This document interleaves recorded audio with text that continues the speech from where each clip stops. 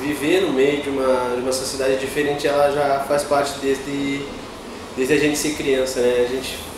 O principal que a gente consegue já observar desde criança é as questões da formação de uma educação, né? Uma educação totalmente voltada a uma educação branquiçada, né? Não aos nossos saberes, mas que a gente está acostumado a viver isso, e acredito que dentro da universidade ela é só mais uma, como é que eu vou dizer, mais uma barreira que a gente teria que passar, né?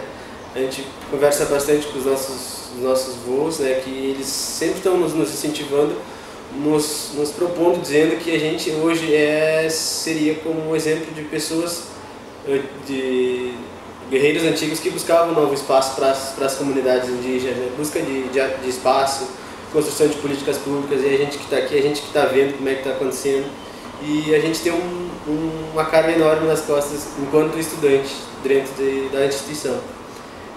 Viver na universidade, ela faz parte de qualquer estudante, né? A gente saiu das nossas famílias, né? Talvez para a gente seja um pouquinho mais diferente, porque a gente tem que viver numa organização diferente, que realmente não é como a gente vive na aldeia, mas a gente tem que superar, né? A nossa formação ela é válida, principalmente para fortalecer as questões culturais e fortalecimento da questão dentro da aldeia, e a gente sempre está agregando isso a uma força a mais para a gente continuar.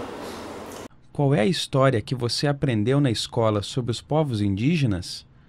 De que ponto de vista ela foi contada? O último censo demográfico do IBGE a respeito dos povos indígenas, de 2010, indicou 32.989 cidadãos autodeclarados indígenas apenas no Rio Grande do Sul, gerando o 10º estado brasileiro com mais indígenas autodeclarados no país. Mas será que essa parcela da população tem recebido a atenção necessária para ter um padrão de vida de qualidade? Quais incentivos do governo existem para poderem cursar universidades públicas? Conversamos com o indígena caigangue Jocely Sirai Salles, estudante do curso de História da Universidade Federal de Santa Maria. Ele contou mais sobre sua experiência como indígena na Universidade Federal de Santa Maria. Aqui dentro da universidade, eu acredito que a gente, essa questão de movimento a gente não tem um movimento firme, né? A gente tem uma comissão de implementação, de acompanhamento, de formação de estudantes indígenas aqui dentro da UFC. Ele está junto com a Prograde, né? A Prograde ela agarrou essa comissão e faz as coisas junto, né? E isso também fortalece as políticas de ações afirmativas dentro da universidade, porque a gente está agregado dentro da Prograde, que é uma das pró-reitorias que mais trabalha com isso hoje. Acho que movimento talvez a gente tá andando, né?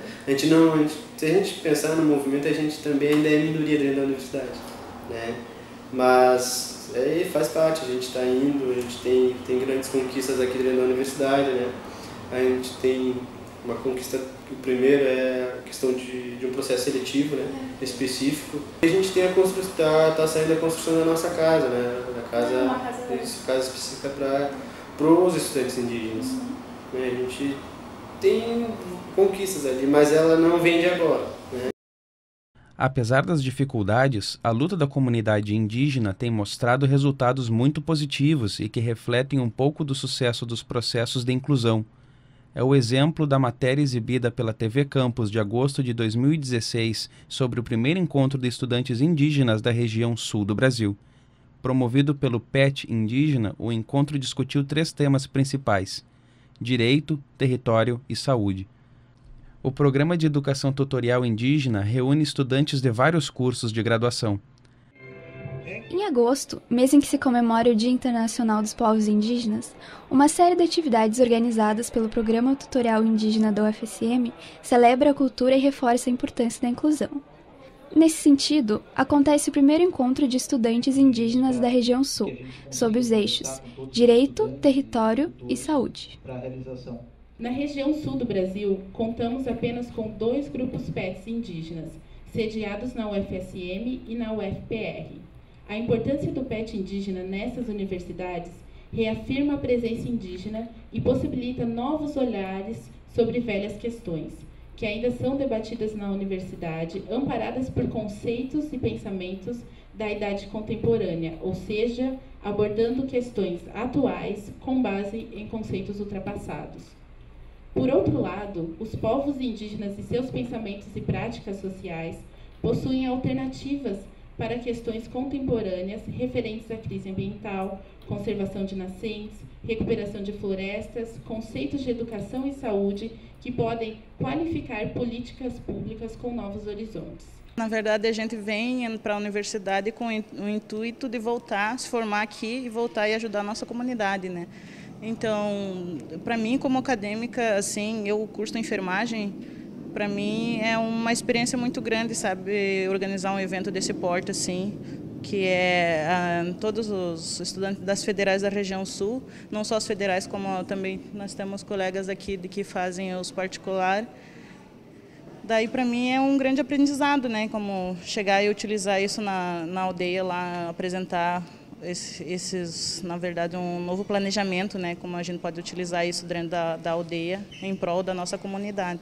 Além das reivindicações sobre educação, os indígenas também se mostram fortes em lutas políticas e sociais, tanto na cidade quanto no país.